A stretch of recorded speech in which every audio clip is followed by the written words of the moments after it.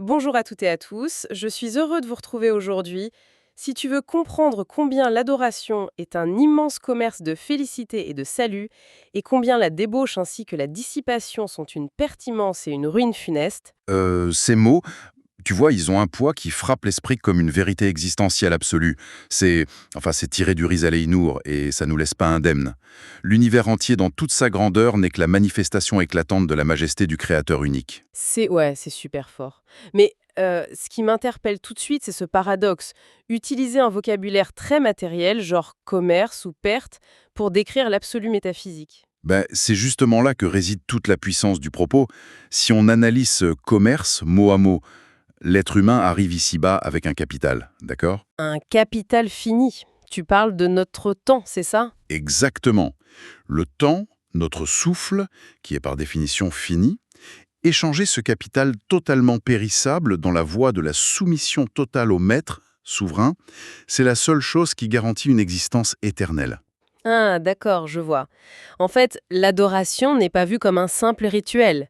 C'est littéralement l'investissement suprême. C'est exactement ça. Donc, pour faire une analogie, c'est comme si on possédait un billet d'or qui ouvre un trésor inépuisable, mais qu'on le gaspillait pour, je sais pas, s'offrir une distraction d'une seconde. Une distraction éphémère, oui. C'est une folie totale quand on y pense. Ouais, mais attends. Si je me fais l'avocat du diable 2 secondes, pourquoi on devrait ignorer les lois de la nature? Enfin, ce sont bien ces causes matérielles qui semblent régir nos gains et nos pertes au quotidien, non? Euh, c'est là qu'il faut renverser notre regard. Il faut détruire cette illusion des causes matérielles. La nature, en elle-même, elle est totalement aveugle. Tu comprends? Aveugle et impuissante. Complètement impuissante. Elle n'est rien d'autre qu'une toile. Une toile qui expose l'art infini de l'absolu. Ah, donc attribuer un vrai pouvoir de création à la nature, ce serait comme... Ce serait une absurdité logique.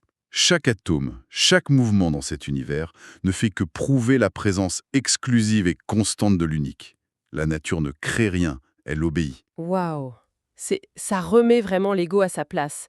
Et ça me fait penser à la seconde partie de la citation, quand il parle de dissipation. Oui, la fameuse dissipation. Est-ce que, dans notre époque, avec cette frénésie constante, ce besoin de tout contrôler, cette dissipation n'est pas en réalité une fuite désespérée face à notre propre finitude? 100%, c'est d'une justesse absolue. Parce que l'homme est, au fond, viscéralement faible et indigent. Ouais, on a l'impression d'être fort, mais on tient à rien, en fait. Exactement. Sans la reconnaissance du vrai propriétaire de cet univers, l'esprit humain s'effondre tout simplement sous le poids cosmique de l'existence. Et la ruine funeste de l'ouverture, c'est ça? C'est ça. C'est le fait de se croire maître de soi-même, tu vois, de s'accrocher désespérément à un ego éphémère et au final de sombrer dans l'oubli de la divinité. C'est l'effondrement total. C'est d'une profondeur dingue. Oui. Et face à une telle grandeur, l'intellect ne peut que s'effacer. Cette vérité tirée du Risale-i Nour n'est pas une simple leçon de philosophie. C'est l'essence de la réalité qui s'exprime directement. La vérité parle et l'illusion disparaît. Ce qui laisse une question totalement vertigineuse en suspens, sachant que chaque respiration est finalement une monnaie précieuse, empruntée à l'éternel. Est-ce qu'on est en train d'investir ce souffle présent dans la lumière de l'adoration, ou est-ce qu'on le regarde impuissant, brûlé dans le néant définitif? De quoi laisser chacun méditer profondément là-dessus.